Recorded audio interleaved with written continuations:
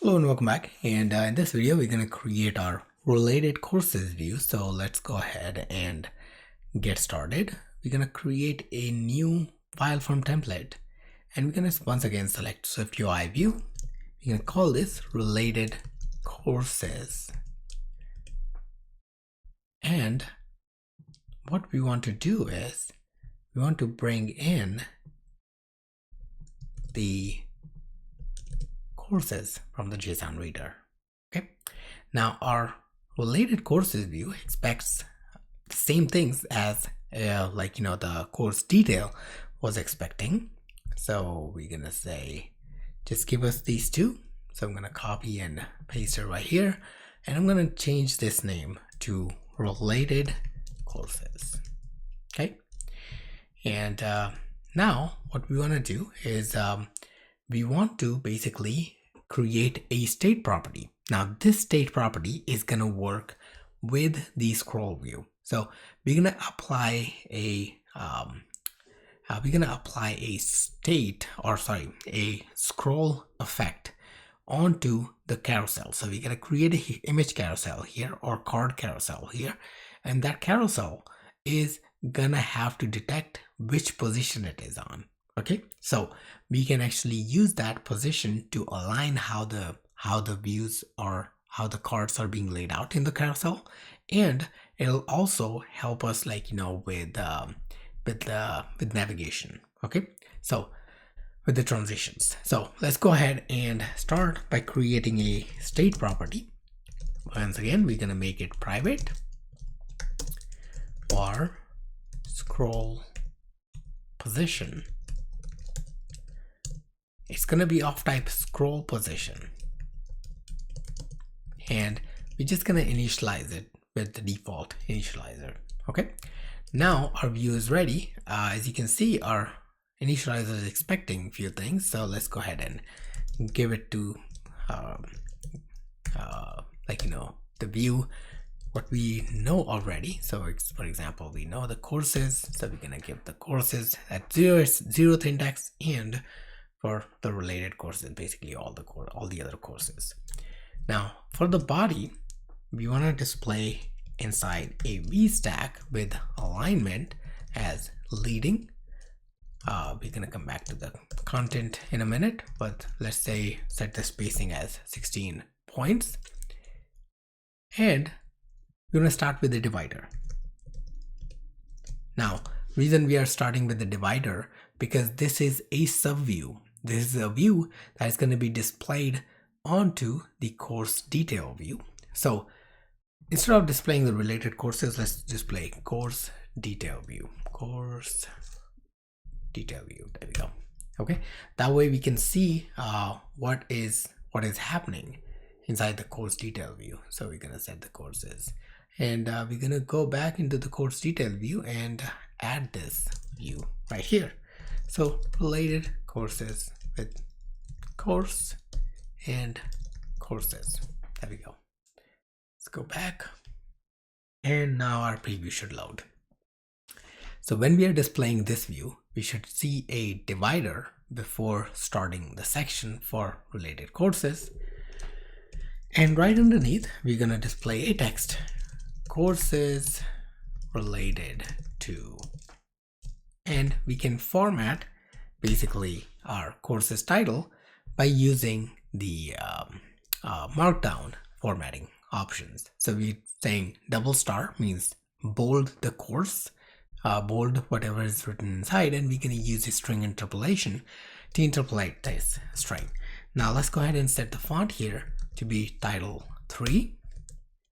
And we're going to have like the scroll view in horizontal direction in this case. So we're going to create a horizontally scrolling scroll view. All right. Once again, we are creating a carousel, a card carousel. We want to display this inside something called lazy H stack. Okay. Lazy H stack is basically our lazy view for horizontal stack. And what lazy view does is basically efficiently loads all the rows as they are appearing on the screen. Okay, so this is much more memory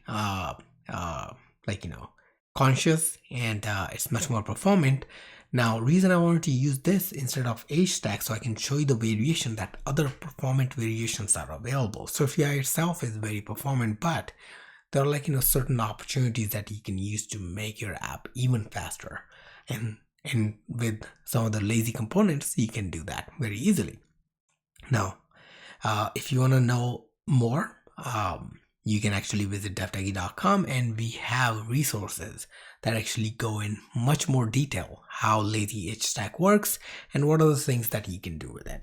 Okay, now I'm gonna go and set the spacing for the items that are gonna appear in lazy HStack with 20 points. So all the child views are gonna have 20 points of spacing. Now, apart from lazily loading items, lazy HStack works exactly like your regular HStack. So you can have a for each of related courses here, and it'll just load those courses for you. Now, what we want to do is we want to reuse our card view that we have created earlier. So I'm going to simply say card view and pass on the course that we have, in this case, inside the related courses. And we also want to make sure that we actually create the right width and height. So let's go ahead and set the width of 300 and height of 200 points. So our card appears nicely here. Okay, as you can see, our card, our list can scroll just fine, and this on its own is amazing. It looks great, but we can do a few more things here. Okay, so we're gonna use a modifier called scroll transition, and scroll transition takes basically a parameter called axis, and it expects which axis you're gonna basically transition your content into. It gives us a trailing closure with the access to the content and the phase it is in. Which phase, phase meaning whether it's moving, it's in the static identity state or whatsoever. So on the content, we can say apply the offset when the phase is not in identity, meaning it's not in the center, it's not static, visible completely on the screen. So we can say phase dot is identity, and this is basically either 0 when the identity is true, meaning you don't apply any offset. If the phase value is something other than its identity value, then I want to multiply that with 50. Okay, and that actually creates this offset effect of your list appearing in a staggered format, as you can see right here. So as you can see, they're displayed a little bit more fun way than boring scroll, just a horizontal scroll. All right, so our list is appearing just fine, but they can stop somewhere, anywhere in the middle. Doesn't make sense, so we want to make sure that they snap and everything. Okay, the way we can do that is by defining the scroll target layout. So scroll target layout. Okay, once we set that, let's go ahead and also set some padding in the horizontal space for this. And then we want to basically control the scroll position. So we want to make sure we actually tie to our scroll position. And there are a few things you got to do here. You got to set the scroll target behavior as view aligned. So that means it's always center in the view. Let's go ahead and try this out. So as you can see, when I'm leaving, letting it go, actually either stays completely in the screen or it just slides off, displaying the next item. So it's more or less like a snapping behavior that we are creating here. Okay, now let's go ahead and set some bounce behavior, some fun ways to make this carousel work a little bit more nicely. So we can say bounce is gonna be always, so your scroll view is always going to bounce.